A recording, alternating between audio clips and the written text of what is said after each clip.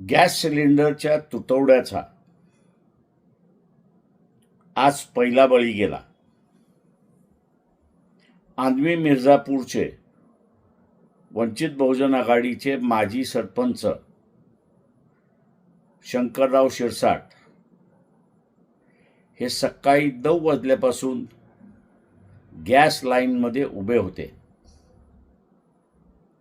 दुपारी 1-1:30च्या दरम्यान त्यांना चक्कर आली आणि त्याचमध्ये त्यांचं निधन झालं.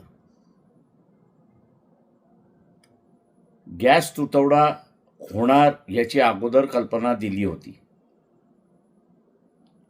शासनाने नियोजन व्यवस्थित केलं असतं तर कदाचित माजी सरपंच शंकरराव शिरसाट यांचा जीव वाचला असता.